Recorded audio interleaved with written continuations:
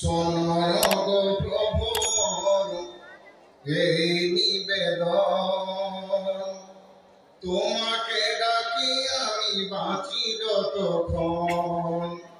শোনো গো প্রভু মোর এই নিবেদন, তোমাকে ডাকি আমি বাঁচি যতক্ষণ। আকাশের তারাগুলি মিটি মিটি ভাসে, জানি এরা তোমাকে শুধু ভালোবাসে। আকাশের তারাগুলি মিটি মিটি ভাসে, জানি এরা তোমাকে শুধু ভালোবাসে। আমিও বাসি যেন তাদেরই মতন। শোনো গো প্রভু মোর এই নিবেদন, তোমাকে ডাকি আমি বাঁচি যতক্ষণ। কত শত নদী নালা চলে আঁকে বাঁকে, মৃদু সুরে ডাকে তারা তোমাকে ভালোবাসে। আমিও বাসি যেন তাদেরই মতন। শোনো গো প্রভু মোর এই নিবেদন, তোমাকে ডাকি আমি বাঁচি যতক্ষণ। থেকে থেকে নিশি রাতে কত পাখি ডাকে, দুঃখ কি বোঝে না তারা বড় সুখে থাকে। সেই মতো করে দাও আমারও জীবন। শোনো গো প্রভু মোর এই নিবেদন, তোমাকে ডাকি আমি বাঁচি যতক্ষণ।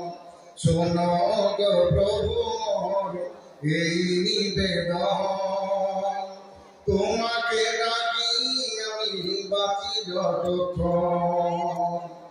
উপস্থিত পরম শ্রদ্ধেয় সুনামধন্য শ্রদ্ধাস্পদেশু সভাপতি মশাই, ওলামা ইকরাম, আমার সম্মুখে বয়োজ্যেষ্ঠ বয়োকনিষ্ঠ শ্রদ্ধা ভাজন স্নেহ ভাজন শ্রোতা মণ্ডলী, পর্দার আড়ালে অবলা সরলা সুশিক্ষিতা স্নেহাশিসা মা বোনেরা, প্রশংসা মহান সত্তা যার অশেষ কৃপায়, যার অশেষ অনুকম্পায়, যার অশেষ দয়ায় আমরা এই পবিত্র মহফিলে উপনীত হয়েছি, উপস্থিত হয়েছি। যেই মহান সত্তা আমাদেরকে এই পবিত্র জায়গায় আসার উদ্দীপনা দিয়েছেন, অনুপ্রেরণা জাগিয়েছেন, সেই মহান সত্তার যৎকিঞ্চিৎ প্রশংসার পর বিশ্বনবী জনাবে মুহাম্মদ রাসূলুল্লাহ সাল্লাল্লাহু তাআলা আলাইহি ওয়া সাল্লামের উপর শত কোটি শান্তির ধারা বর্ষিত হোক। সকলে বলি আল্লাহুম্মা সাল্লি আলাইহি আল্লাহুম্মা আমিন।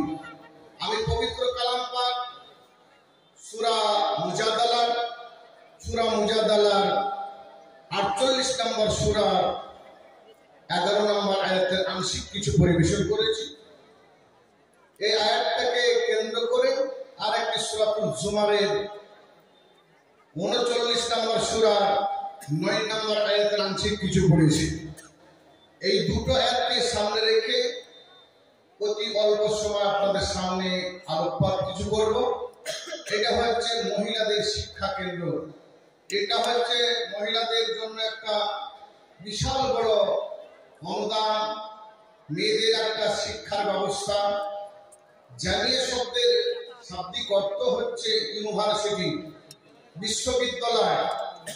এটা হচ্ছে জামিয়া লিল বানাত, এটা এখানে মেয়েদের শুধু শিক্ষার ব্যবস্থা আছে। মেয়েদের শিক্ষার কতটা প্রয়োজন আছে, একজন কবি বলেছেন, আউম্ম মাদ্রাসা ইজা আদাত। কবি বলছেন মা হচ্ছে পৃথিবীর মধ্যে একটা শিক্ষা কেন্দ্র, মাদ্রাসা এই যে আদাতহা, যখন সেই মেয়েটা নিজের ছেলে মেয়েকে উপযুক্ত শিক্ষা দিতে পারবে, উপযুক্ত শিক্ষায় শিক্ষিতা করে পৃথিবীর মধ্যে একজন জ্ঞানের আলো উদ্ভাসিত করতে পারবে, এই মেয়েটা যে পৃথিবীর মধ্যে প্রথম পাঠশালা। পৃথিবীর মধ্যে মেয়েদের ছেলেদের প্রথম শিক্ষাগার এটা হচ্ছে মা। যার ফলে একজন ইংরেজ বিশেষজ্ঞ তিনি বলেছিলেন, তোমরা একটা আমাকে শিক্ষিতা মা দাও, তোমাদেরকে একটা শিক্ষিত সমাজ তৈরি করে দেব। আমরা যদি পৃথিবীর মধ্যে নারী শিক্ষার ব্যাপারটা আমরা অতি শোচনীয় মনে করি, মেয়েদেরকে শিক্ষার দিক থেকে আমরা সংকুচিত করে রেখেছি, পিছিয়ে রেখেছি। অতএব মেয়েদের শিক্ষার ব্যবস্থাটা ছেলেদের চাইতে বেশি উন্নত দরকার। সেই জন্য ইসলামের পন্থা হচ্ছে আহমিয়াতুত তালিম লিল মারাত হাব্বা ইলা রাজুল, বলেছে মেয়েদের শিক্ষার ব্যবস্থাটা, মেয়েদের গুরুত্ব শিক্ষার ব্যাপারে পুরুষের চাইতে বেশি উত্তম। পুরুষ শিক্ষিত হয়ে মেয়েদেরকে শিক্ষা দিতে পারে না, ছেলেদেরকে শিক্ষা দিতে পারে না। মেয়ে যদি বাড়ির যদি মালিকা, বাড়ির যদি একজন অভিভাবিকা, বাড়ির যদি একজন গার্জেন মহিলা হয়, সে যদি একজন শিক্ষিত হয়, সে যদি কোরআন হাদিসের বিশেষজ্ঞ হয়, তাহলে তার দ্বারাতে তার পেটের সন্তানেরা শিক্ষা লাভ করবে। প্রাথমিক শিক্ষাটা, বুনিয়াদ শিক্ষাটা তার কাছ থেকে পাওয়া যাবে। বাপ মাঠে যাবে, স্কুল কলেজে যাবে, জমি জায়গায় কৃষি কাজে যাবে, কিন্তু মা বাড়িতে থেকে বাচ্চা ছেলে মেয়েদেরকে যথাযথভাবে প্রশিক্ষণ দেবে। এবং আস্তে আস্তে যেমন ছোট বাচ্চা ছেলে মেয়েদেরকে মায়ের তেল দিয়ে আপন যত্ন করে বিভিন্ন রকমের সাবান মেখে বিভিন্ন রকম কেমিক্যাল দিয়ে তাকে আস্তে আস্তে যেমন তাদেরকে মানুষ করে, মায়েরা হচ্ছে ছেলে মানুষের একটা কারখানা, মায়েরা হচ্ছে ছেলে মানুষের একটা উৎস সোর্স। অতএব এই মেয়েদেরকে পৃথিবীর মধ্যে পুরুষের চাইতে বেশি শিক্ষা গ্রহণ করতে হবে। আর এই দিনের শিক্ষাটা পৃথিবীর মধ্যে মেয়েদের মধ্যে যদি বেশি থাকে, তাহলে সেই সমাজটা, সেই ঘরটা, সেই পরিবারটা, সেই এলাকাটা, সেই জনবসতি উদ্ভাসিত হবে কোরআনের ভিত্তিতে, কোরআনের আলোতে, হাদিসের আলোতে এলাকাটা আলোকিত হবে। কিন্তু আমরা মেয়েদের শিক্ষা থেকে আমরা নিজেকে হাত গুটিয়ে আছি, মেয়েদের প্রতি আমাদের সহানুভূতি নাই, তাদেরকে আমরা গোবর তোলাই, তাদেরকে সংসারের ছাই তোলাই, তাদেরকে থালি মাজা করে, কিন্তু তারা যে প্রাথমিক শিক্ষা কোরআন হাদিসের জ্ঞানটা তাদের মধ্যে দিতে হবে, এটা আমাদের জানা নাই। বিশ্বনবী জনাবে মুহাম্মদ রাসূলুল্লাহ মেয়েদেরকে যথার্থ শিক্ষা দিয়েছেন। আল্লাহ রাব্বুল আলামিন সূরা মুজাদালা সূরা নম্বর 48 আয়াত নম্বর 11 বলেছেন, ইয়ারফাউল্লাহু আল্লাযীনা আমানু মিনকুম ওয়াল্লাযীনা উতুল ইলমা দারাজা। আল্লাহ বলেছেন পৃথিবীর মধ্যে দুইজন ব্যক্তি দুনিয়াতে সম্মান পাবে, আখিরাতেও সম্মান পাবে। দুজনা তাদের মর্যাদা দুনিয়াতেও বাড়বে এবং আখিরাতে তাদের মর্যাদা বাড়বে। দুনিয়াতে তাদের ডিগ্রি বাড়বে, পরকালেও তাদের ডিগ্রি বাড়বে। একদম বলেছেন ইয়ারফাউল্লাহু আল্লাযীনা আমানু, তোমাদের মধ্যে যারা ঈমান নিয়ে এসেছে, যারা ঈমানদার, সেই ব্যক্তিরা পৃথিবীর মধ্যে আল্লাহর নৈকট্যবান ব্যক্তি, তারা আল্লাহর কাছে সবচেয়ে আল্লাহর সান্নিধ্য লাভ করবে, তারা আল্লাহর সংস্পর্শে থাকবে। আল্লাহ তাদের সব সময় সহযোগিতা করবে, চলনে ফিরনে, পারিবারিক ব্যাপারে, সামাজিক ব্যাপারে, অর্থনৈতিক ব্যাপারে, মানসিক ব্যাপারে, সমস্ত দিক থেকে আল্লাহ তাদেরকে সহযোগিতা করবে। 2 নম্বর উতুল ইলমা দারাজা, আর পৃথিবীর মধ্যে এই দিনের জ্ঞান অন্বেষণ করেছে, দিনের জ্ঞান যারা অর্জন করেছে, দিনের জ্ঞানের প্রতি যারা অনুধাবী, দিনের জ্ঞানের প্রতি যারা ধাবিত, দিনের জ্ঞানকে যারা সবচেয়ে মধুর মতো, মধুর চাকরি যেমন মধু, ওখান থেকে আমরা মধু নিয়ে পাই। যখন প্রত্যেকটা ভ্রমরা ফুল থেকে মধু চয়ন করে সেখানে একটা 250-300 ওজনের একটা মধু তৈরি করে, 60 থেকে 65,000 মৌমাছি অনেকগুলা ফুল থেকে মধু চয়ন করে এনে একটা 4 থেকে 250-300 গ্রাম মধু বলে। ওই রকম পৃথিবীর মধ্যে আল্লাহর বিধানকে চলন করে, আল্লাহর বিভিন্ন কিতাবকে চলন করে, আল্লাহর বিভিন্ন মুকুটকে চলন করে, যারা পৃথিবীর মধ্যে ঈমানকে মজবুত করে, কোরআন হাদিস শিক্ষাকে সংগঠিত করে মনের মধ্যে দীপ্তি জ্বালাতে পারে, এরা হচ্ছে পৃথিবীর মধ্যে ওই ভ্রমণের মতো যারা পৃথিবীতে ছড়িয়ে পড়ে ফুলের গন্ধ শুনে বিভিন্ন জায়গাতে রেণু গ্রহণ করে। এরা হচ্ছে পৃথিবীর মধ্যে এইরকম সন্তান যারা শিক্ষা গ্রহণ করে নির্বাচিত করবে, উদ্ভাসিত করবে, বিস্তারিত করবে জ্ঞানকে। এরা ঘরে ঘরে পৌঁছে দিবে, পরিবারে পৌঁছে দিবে, সন্তানদের কাছে পৌঁছে দিবে। বিশ্বনবী জনাবে মুহাম্মদ রাসূলুল্লাহ সাল্লাল্লাহু আলাইহি সাল্লাম এর যুগে মেয়েদের কত উৎসাহ ছিল। আবু সাঈদ খুদরি রাদিয়াল্লাহু তাআলা আনহু এই হাদিসটা বর্ণনা করছেন। আবু সাঈদ খুদরির প্রকৃত আসল নাম হচ্ছে সাদ বিন মালিক বিন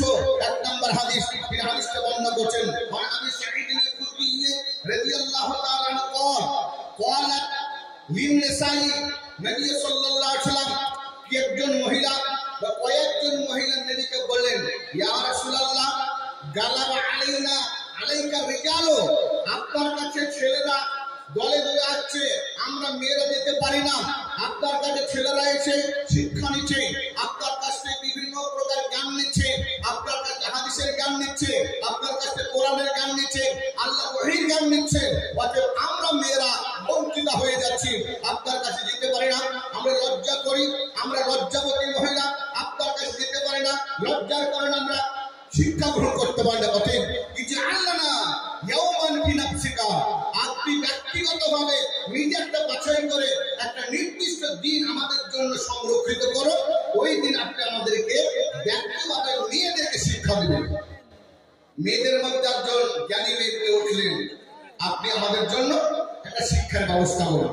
আমরা মেয়ে অবলা নারী, আমরা লজ্জাবতী, ছেলেদের মতো আমরা সবারই সাথে ভিড়ের মধ্যে যেতে পারবো না, অতএব আমাদের জন্য ব্যক্তিগত একটা নিয়ে দিন নির্দিষ্ট করে দেন, সেই দিন আপনি আমাদের কাছে বিশ্বনবী ওয়াদাহুন্না ওয়া লাকিয়াহুন্না ওয়া আওয়াজাহুন্না, বিশ্বনবী বললেন ঠিক আছে আমি তোমাদের জন্য একটা দিন নির্দিষ্ট করলাম, সেই দিনে তাদের কাছে সাক্ষাৎ করেছেন, ওয়া লাকিয়াহুন্না সেই দিন তাদের সঙ্গে সাক্ষাৎ করেছেন, ওয়া আমারাহুন্না ফীহি ওই দিনে বিশ্ব তাদেরকে যা কিছু ইসলামের নির্দেশ নিষেধ, যা করতে হবে নারীদেরকে, যা করতে হবে শিক্ষার ব্যবস্থাকে, যা করতে হবে সংসারকে, সমস্ত দিকের কথাটা যত রকমের বিস্তৃতভাবে বিস্তীর্ণভাবে তাদের সামনে ব্যক্ত করেছেন। ওয়াদাহুন্না এবং বিশ্বয়ে তাদেরকে প্রশিক্ষণ দিয়েছেন, তোমরা মহিলা তোমরা পৃথিবীর মধ্যে ইউজিন কভার হয়ে বেপর্দা হয়ে রাস্তায় ঘুরবে না, তোমরা বাড়িতে বের হবে না, তোমরা সংরক্ষিত জাতি। আল্লাহ রাব্বুল আলামিন পবিত্র কালাম সূরা আহজাব সূরা নাম্বার 33 আয়াত নাম্বার 32 আল্লাহ বলছেন হে নারীরা ওয়াকান্না ফি বুয়ুতিকুন্না ওয়ালা তাবাররাজনা তাবাররাজাল জাহিলিয়াতিল উলা, হে নবীর বিবিরা, হে মুসলমান ঘরের মহিলারা, তোমরা শিক্ষা গ্রহণ করবে, তোমরা শিক্ষা নিবে, কিন্তু সংরক্ষিত অবস্থায়, তোমরা সংরক্ষিত জাতি, তোমরা সংরক্ষিত ভাবে ঘরের মধ্যে তোমরা বসে থাকো, ঘরের মধ্যে শিক্ষা গ্রহণ করো, ওয়ালা তাবাররাজনা তাবাররাজাল জাহিলিয়াতিল উলা, তোমরা ইসলাম হয়ে ইউজিন কভার হয়ে বেপর্দা হয়ে তোমার রাস্তাঘাটে ঘুরে বেড়াও না, রাস্তাঘাটে ঘুরো না। বিশ্বনবী জনাবে মুহাম্মদ রাসূলুল্লাহ সাল্লাল্লাহু আলাইহি সাল্লাম হাদিসের মধ্যে বলেছেন, হাদিসটা বর্ণনা করেছেন আবু হুরায়রা, বিশ্বনবীর কাছ থেকে 2.5 লক্ষ নর নারী ইসলাম ধর্ম গ্রহণ করেছেন। 23 বছরে তিনি 2.5 লক্ষ নর নারীকে ইসলামের মধ্যে নিয়ে এসেছেন। সবচাইতে অল্প সময় নবীর কাছে জীবন যাপন করেছেন আবু হুরায়রা, তিনি নবীর কাছ থেকে 5374 হাদিস বর্ণনা করেছেন।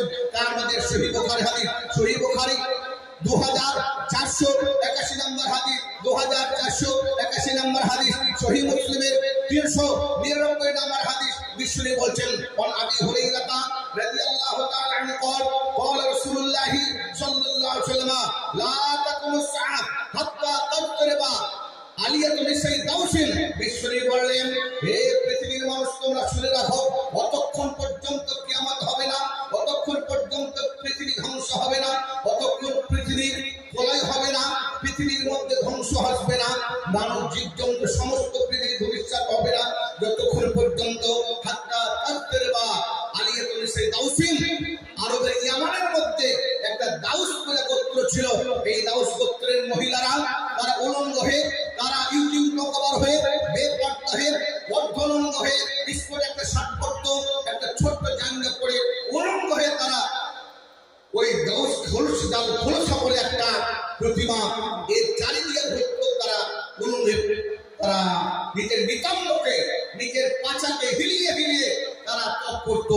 বিশ্বনবী বললেন এটা নারীদের এই কাজ, এই কর্ম নারীদের ইসলাম এটা পছন্দ করে না, এটা নির্ভীক, এটা শরীয়ত বিরোধী কাজ। বিশ্বনবী জারির বিন আব্দুল্লাহ আল-বাদালি রাদিয়াল্লাহু তাআলা আনহুকে নির্দেশ দিলেন তুমি ইয়ামানে যাও, ইয়ামানে তারা কাবাই ইয়ামানিয়া তৈরি করেছে, সেই ইয়ামানের নতুন তৈরি কাবাকে, এই আমাদের মক্কার কাবাকে বাদ দিয়ে তারা নারীরা উলঙ্গ উলঙ্গ হয়ে ইয়ামানের মধ্যে তারা জাল খালসা বলে একটা মূর্তি তৈরি করে ওটাকে ইয়ামানি কাবা বলে তারা প্রচার করছেন। তুমি জারির তুমি দাও এই কাবা ঘরটাকে ধ্বংস করে দাও। আল্লাহ রাসূলের নির্দেশ পেয়ে জারির বিন আব্দুল্লাহ আল-বাজালি রাদিয়াল্লাহু তাআলা আনহু, যে সাহাবাদের মধ্যে এত শক্তিশালী এত সুন্দর সাহাবী ছিলেন, বিশ্বের মধ্যে নবীর পরে যার সৌন্দর্য প্রকাশ পেয়েছিল, বিশ্বনবী জারির বিন আব্দুল্লাহকে বলতেন তুমি নিজে ওড়না দিয়ে নিজের শরীরকে আবৃত করে রাখো। তোমাদের মেয়েরা তো দূরের কথা, তোমার চেহারা দেখে তোমার শীতল সুরত দেখে তোমার সৌন্দর্য দেখে পুরুষরা পাগল হয়ে যাবে। এবং শক্তির দিক দিয়ে আল্লাহ তাকে এত ক্ষমতা দান করেছেন, জারির বিন আব্দুল্লাহকে একাই নিয়ে পাঠালেন।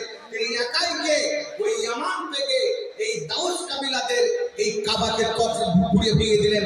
বিশ্বনবী সেই সময় বলেছেন, এই নারী সমাজ তোমরা জেনে রাখো, তোমাদের মধ্যে যদি দিনের শিক্ষা থাকে, তোমরা যদি দিনের শিক্ষা গ্রহণ করতে পারো, তোমরা এইরকম ধরনের ইসলাম বিরোধী কাজ, এইরকম ধরনের ইসলাম বহির্ভূত কাজ থেকে তোমরা নিজেকে আশঙ্কা করবে, তোমরা নিজের মনের মধ্যে ভীত আনবে।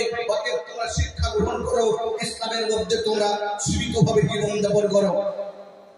বন্ধুরা আমার, আজ এই মাদ্রাসা, এই জামিয়া মিলবানাত আজ আপনাদের ভেলিয়াম বিপুল মিলিয়ে করেছেন।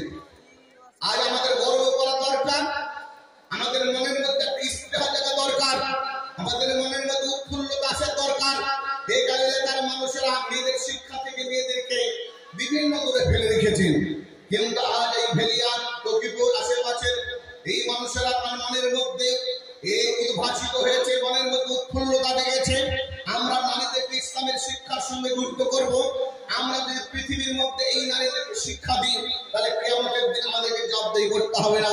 বিশ্বনবী জনাবে মুহাম্মদ রাসূলুল্লাহ সাল্লাল্লাহু আলাইহি সাল্লাম হাদিসের মধ্যে বলেছেন, হাদিসটা বর্ণনা করেছেন আনাস বিন মালিক রাদিয়াল্লাহু তাআলা আনহু, যিনি বর্ণনা করেছেন হাদিসটা সহিহ মুসলিমের 149 নম্বর হাদিস। বিশ্বনবী বলেছেন, ওয়া আনাস রাদিয়াল্লাহু তাআলা আনহু قال رسول الله صلى الله عليه وسلم,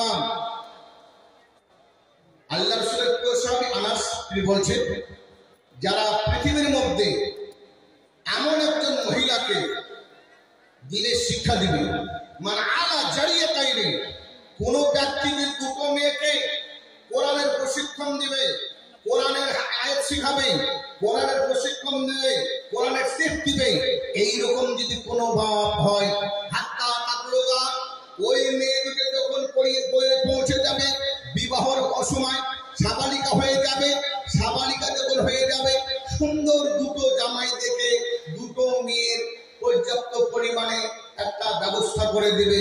বা বিশ্বনবী বলছে, আনা ওয়ালাদহ, আমি এবং তার পিতা দাদা একই জান্নাতে থাকবো, শুধুমাত্র দুটো আমল যেমন আলাদা, আমার শিক্ষা আলাদা হবে, তার বাবার শিক্ষা আলাদা হবে। যারা মেয়েদেরকে পৃথিবীর মধ্যে শিক্ষা দিবে, যাদেরকে দ্বীনের শিক্ষা দিবে, কোরআন হাদিসের শিক্ষা দিবে, নবীর সঙ্গে একই জান্নাতে থাকবে। ছেলেকে শিক্ষা দিলে নবীর সঙ্গে একসঙ্গে জান্নাত থাকবে, এই কথা নবী হাদিসে বলেননি। মেয়েদেরকে শিক্ষা দিলে, কোরআনের শিক্ষা দিলে, হাদিসের শিক্ষা দিলে নবীর সঙ্গে একই জান্নাতে, শিক্ষা শুধু আলাদা হবে, কিন্তু একই জান্নাতের মধ্যে সে থাকবে। ভাইরা বন্ধুরা আমার, তাহলে নারীদের শিক্ষাটা পৃথিবীর মধ্যে আমাদের কতটা গুরুত্ব দেওয়া দরকার। নারীদের শিক্ষাটা আমাদেরকে পৃথিবীর মধ্যে দেওয়া কতটা দরকার। বিশ্বনবী জনাবে মুহাম্মদ রাসূলুল্লাহ সাল্লাল্লাহু আলাইহি সাল্লাম নারীদের শিক্ষাটাকে কত গুরুত্ব দিয়েছেন। বিশ্বনবী সহিহ বুখারী হাদিস নাম্বার 3, সহিহ মুসলিম 152 নম্বর হাদিস। বিশ্বনবী বলেছেন, এটা বুখারী বাবু কাইফা কানাত গভীর মধ্যে আছে, প্রথম খণ্ডে প্রথম শিরোনামের মধ্যে এনেছে। হাদিসটা খুব লম্বা, হাদিসটা বর্ণনা করছেন আয়েশা সিদ্দিকা রাদিয়াল্লাহু তাআলা আনহা। এই হাদিসটা বর্ণনা করছেন লম্বা হাদিসের আমি আংশিক বলছি।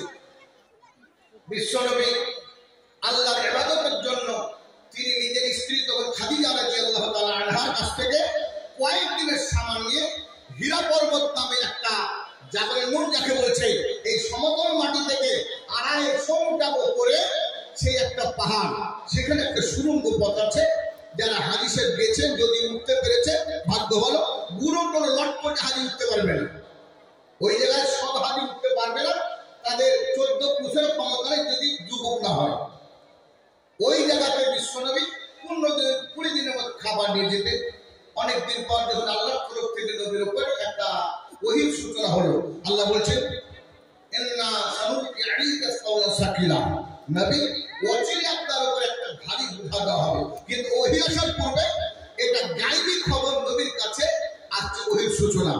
নবী সাল্লাল্লাহু আলাইহি ওয়াসাল্লাম সেই গাড়ি হিলা থেকে উঠে আসলেন, উঠে আসার পর রাস্তা আসছে, হঠাৎ আস্তে আস্তে দেখছে জিবরিল আমিন আসমান জমিনের মধ্যে খামে জালাতুল বাইনে সামাই ওয়াল আরদে, আসমান জমিনের মধ্যে চেয়ার একটা ঝুলানো আছে, চেয়ার পা দিয়ে ঝুলছেন, ঝুলন্ত অবস্থা আছে। বিশ্বনবী তাকে দেখে পাগড়িত মৃত ছেলে বুক করে পড়ে গেলেন ভয়ে। আসমান জমিনের মধ্যে মানুষ বসে আছে, এই রকম আজব জিনিস দেখলাম। আশ্চর্যজনক দেখার পরে তিনি ঘেবড়ে গিয়ে খুব ভীত হয়ে গিয়ে তিনি পড়ে গেলেন। কতবার হাতটা যাহা বিল হলো, যখন তার ভয়টা চলে গেল, উঠে শরীরটা জ্বরের মতো হয়েছে, শরীরের মধ্যে জ্বর এসেছে, শরীরটা এত বিরক্ত হয়ে গেছে, ছুটতে ছুটতে বলছেন খাদিজা জাম্মিলুনি জাম্মিলুনি ফাজামালুহু। তিনি এসে বললেন আমাকে ঢেকে দাও, জ্বর আছে ঢেকে দাও। ঢেকে দাও হলো খাবার, যা ঘটেছে রাস্তায় সমস্ত খবর তিনি দেখলেন। দেখার পর খাদিজা বলছে লাকাদ খাসিতু আলা নাফসি, আর খাদিজা জ্বর থেকে শরীর চলে গেল। তখন তিনি বলছেন খাদিজা আমার মনের মধ্যে আশঙ্কা হচ্ছে, হয়তো আমি মরে যাব, অথবা আমাকে মক্কার লোকের দেশ থেকে বের করে দিবে, অথবা আমি যে কোনো ভাবে আমি খুব লাঞ্ছিত হয়ে যাব। আমি তোমাকে সঙ্গে নিয়ে হয়তো এই মক্কায় বসবাস করতে পারবো না। এখন একজন শিক্ষিতা যদি নারী হয়, তার মধ্যে দিনের জ্ঞান হয়। খাদিজা রাদিয়াল্লাহু তাআলা আনহা বলেন কাল্লা ওয়াল্লাহি, আল্লাহর রাসূল আমি আল্লাহর শপথ করে কখনো না, লা ইয়াহজিকাল্লাহু বাদা আবাদা। খাদিজা বললেন আমি আল্লাহর শপথ করে বলছি কখনো না, কখনো না, আমি আল্লাহর শপথ করে বলছি আল্লাহ রাব্বুল আলামিন আপনার মতো ব্যক্তিকে পৃথিবীর মধ্যে লাঞ্ছিত করবেন না, আপনি অপমানিত হবেন না, আপনি লাঞ্ছিত হবেন না। আপনার মধ্যে 5টা গুণ আছে। একজন যদি বাড়িতে শিক্ষিতা নারী হয়, তাহলে স্বামীকে উৎসাহ দিবে। আমাদের মতো হলে কোথায় গেছিলেন, না তো গেছিলাম আজকে টুকিপুরের জলসায় ফেলে গেলেন, তোমার কাজে না, ওই পাটাপাটি জলসায় গেছিলে, ওই গেলে তো মরে যাবে বা তোমার ক্ষতি হবে।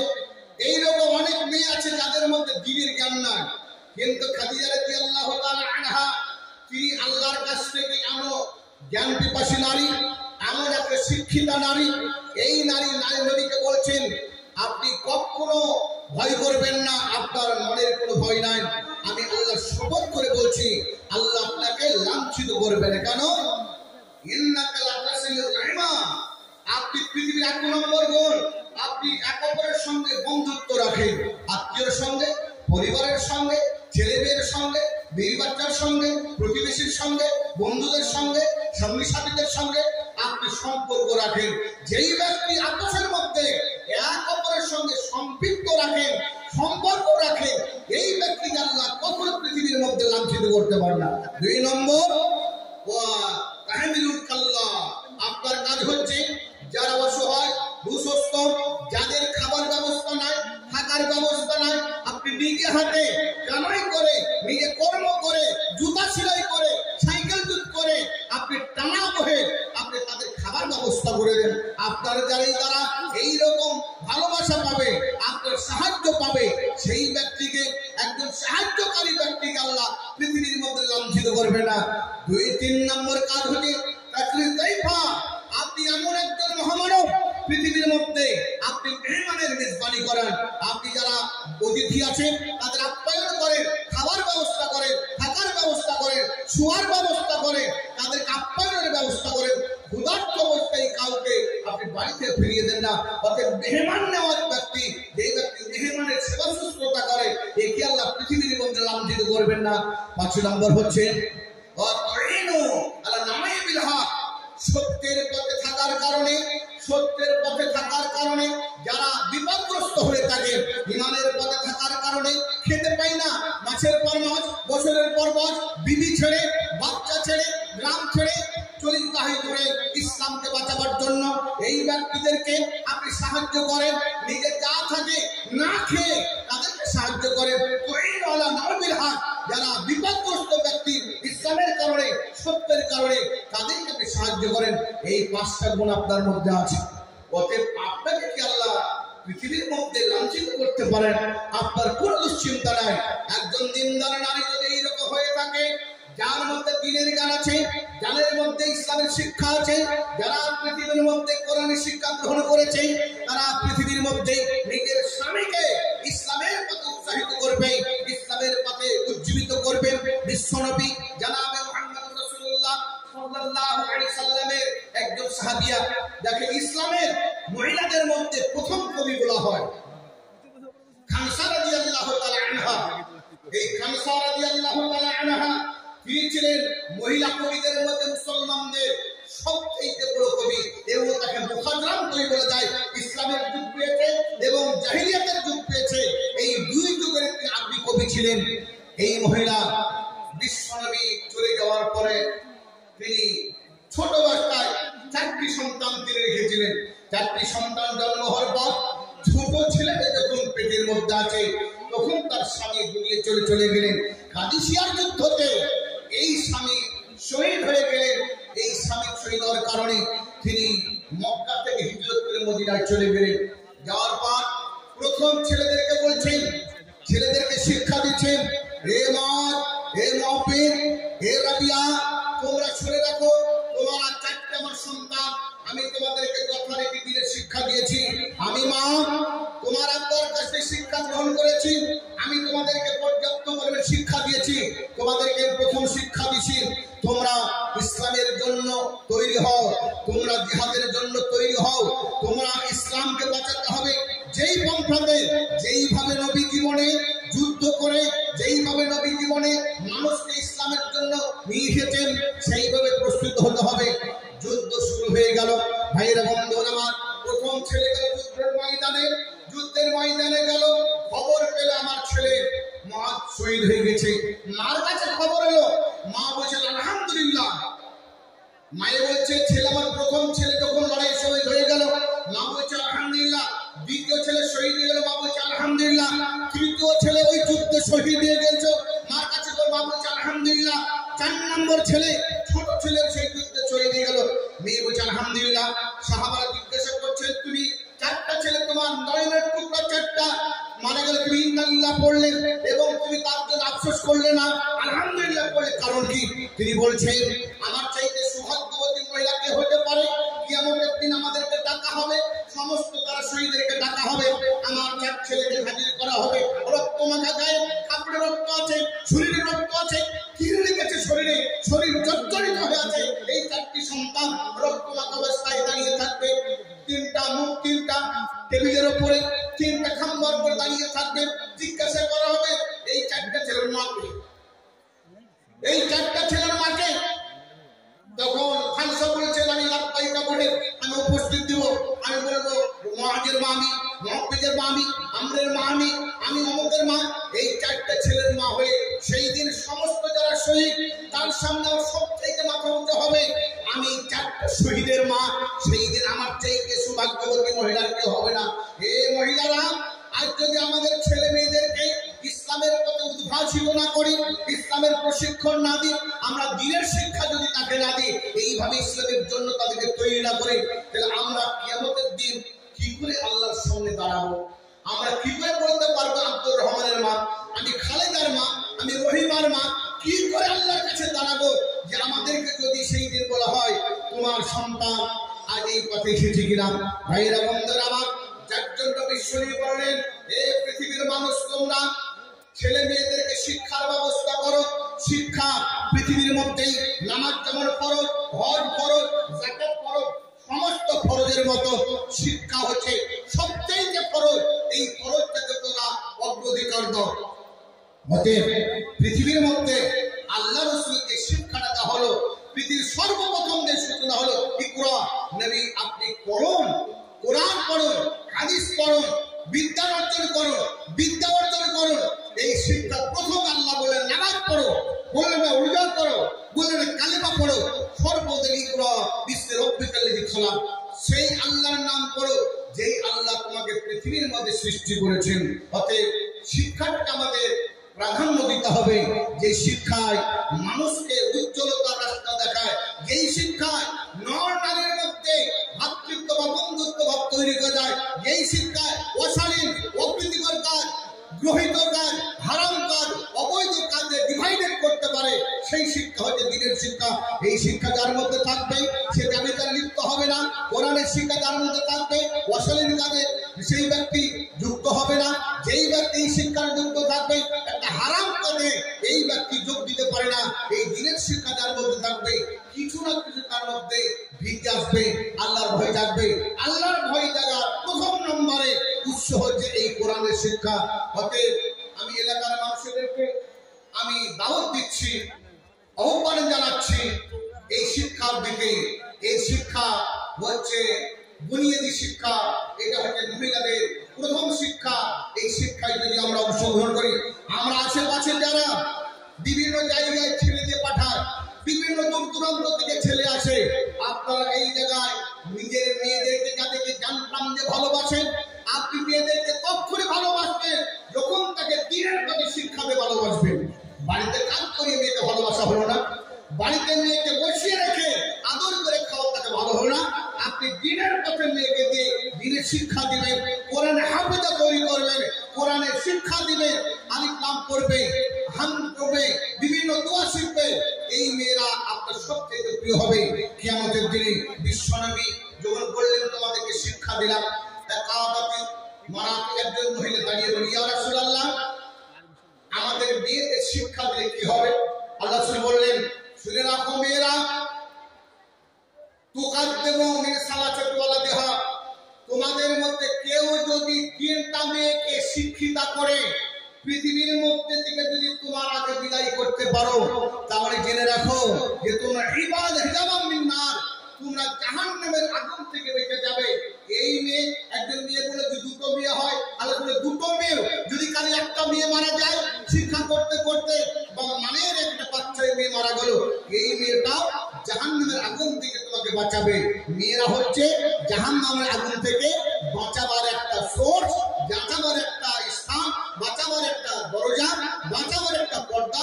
অতএব আমরা মেয়েদেরকে দুনিয়াতে সুশিক্ষিতা করব, ইসলামকে পৃথিবীর মধ্যে প্রচার প্রসার করব। যা হোক, আমার ভাই বসে আছেন, বসিয়ে রেখেছেন, আমি বলছি, আমি সময় নষ্ট না করে আমি বলতে চাইছি, এখানে অনেকে দান করেছি। আমি আছি এখন বিলবাড়ি মাদ্রাসা থেকে, বিলবাড়ি বহুকোট মাদ্রাসা থেকে আসছি আমি। ওখানে আমি 7টায় উঠেছিলাম, 2 ঘন্টা বসেছি যাচ্ছি মন্দিরে। তো ওখানে সর্বপ্রথম একজন ব্যক্তি ছিলেন আলহাজ আরজুল্লাহ, রঘুপুরের আরজুল্লাহ নামে হাদিসে সর্বপ্রথম 30,000 টাকা দিই। আমি কয়েকটা মোটা মোটা দাম 30, 40, 50, 20, 25 এইরকম, আর 2টো 10 এই দামগুলা করে না। তো এখানে দেখলাম একটা শিশু মাদ্রাসা, প্রথম হিফজ মাদ্রাসা দারুল কোরআন। এই মাদ্রাসাতে মানুষদের মানে উদারতা, তাদের যে উদ্ভাসন মনের মধ্যে উদ্দীপনা তার মধ্যে জেগে উঠেছে। আর এই মাদ্রাসা মেয়েদের মাদ্রাসা, মহিলাদের মাদ্রাসা। এই মাদ্রাসাতে যারা বিভিন্ন জায়গা থেকে এসেছেন, মোটা মোটা দাম কত দিয়েছেন জানছি না। তো এখানে কিছু দাম লেখা আছে, সেটা হচ্ছে বাবু শেখ কয়টা থেকে 500 টাকা, তার আমজাদ শেখ 100 টাকা, বেনামি একজন 700 টাকা, মুস্তাকিম কয়টা থেকে তিনি দিয়েছেন 500 টাকা।